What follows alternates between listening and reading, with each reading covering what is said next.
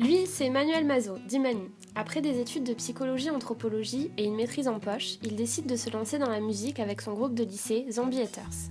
5 potes, 3 albums, plusieurs tournées européennes, un zénith de Paris en première partie de Motörhead et d'Anthrax, on peut dire que sa jeunesse, il en a profité. Il l'a vécu pleinement, de l'Allemagne à l'Italie en passant par l'Espagne, le tout sur fond de métal.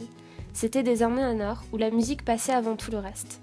Mais la vie fait que l'on vieillit, que l'on n'aspire plus aux mêmes choses. On veut se poser, construire une famille et avoir un boulot plus stable. Alors le groupe s'est arrêté. Et Manu a galéré. Il a bossé en usine, malgré son bac plus 4. Il parle plus difficilement de cette période qui n'a pas été simple, entre la fin d'une histoire, celle de Zombie Haters, et les galères liées à un travail pas vraiment excitant, mais où il faut assurer pour survivre. Et puis Manu trouve un boulot de nuit à l'hôpital. Et c'est là que l'autre histoire commence, celle qui désormais rythme son quotidien. Et c'est comme ça que j'ai commencé le collage. Parce que je travaillais la nuit, qu'il n'y avait pas grand chose à faire heureusement, et donc j'ai commencé à découper des magazines. Et ces magazines, tous ces bouts de papier, j'ai commencé à les coller, et petit à petit à faire des commandes, et jusqu'à créer, à devenir auto-entrepreneur, et faire ça maintenant, on va dire, à mi-temps, quoi. Et du coup Manu, peux-tu nous expliquer un peu tout ton travail de conception ? Alors la conception de l'œuvre, donc je prends des magazines, où j'arrache des pages dedans, en fonction du thème que je veux. Une fois que j'ai mon tas de pages prêt, là je le découpe. Donc je fais ça au boulot, au SAMU, pendant que les temps morts, quand il n'y a pas d'appel. Donc j'essaye de gagner du temps en évitant de le perdre en fait. Et puis une fois que mes dossiers sont prêts, là maintenant je les étale par terre et je les trie. Où d'un côté je vais mettre les gros, les moyens, les petits. Qu'est-ce que je vais mettre en dernier devant. Et une fois que mon dossier est prêt, j'attaque le tableau. Le déclencheur de sa carrière artistique fut l'exposition Coparade de Bordeaux en 2010, où il présenta sa vache customisée dans le centre commercial de Saint-Christoli. Puis il y a eu le Surf Art Festival de Biarritz, les Bordelaises XXL, où sa bouteille fut exposée au jardin public. Une présence sur 3 événements culturels majeurs, une œuvre vendue à plus de 5 000 € aux enchères, Manu s'est fait un nom dans le milieu artistique bordelais.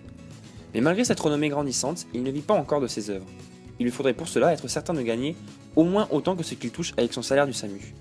Et dans ce milieu de l'art, où tout est incertain, il ne peut pas se permettre de faire vivre un quotidien instable à sa famille. Papa de 2 petits-enfants, il aspire pour eux à une éducation correcte et à un bon train de vie. Voilà, après, gagner beaucoup d'argent et être crève la dalle l'année d'après, moi quelque part c'est un truc qui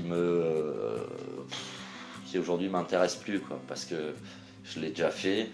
Je préfère être par rapport à mes enfants, tu vois, je peux pas les emmener là-dedans. Si tu veux, Dexter, il est tout seul, il bute qui il veut parce qu'il est tout seul, parce qu'il est libre. Tu vois, moi je suis pas libre et j'ai choisi de pas être libre sur ça parce que ça m'apporte beaucoup plus. Le fait de travailler lui permet aussi de garder un pied dans la réalité, car se lancer dans une vie d'artiste l'obligerait à se soumettre aux critiques liées à ce métier. Après, le fait de bosser au SAMU, quelque part, j'ai un pied dans la réalité, quoi. Et réel, quoi. Et j'ai une certaine sécurité, mais au moins je m'éparpille pas, quoi. Après, c'est toujours un peu pareil, c'est est-ce que tu es professionnel ou est-ce que tu l'es pas, est-ce que tu arrives à en vivre ou pas. Il y a un truc qui est marrant avec les artistes. Tu vois quelqu'un dans la rue, tu lui dis qu'est-ce que tu fais dans la vie, il te dit je suis électricien. Ok, quoi. Qu'est-ce que tu fais dans la vie? Je suis artiste. Ah bon? Mais t'arrives à en vivre? Il y a une espèce de stigmatisation de l'artiste qui est un peu crève la dalle, tu vois, un peu comme ça.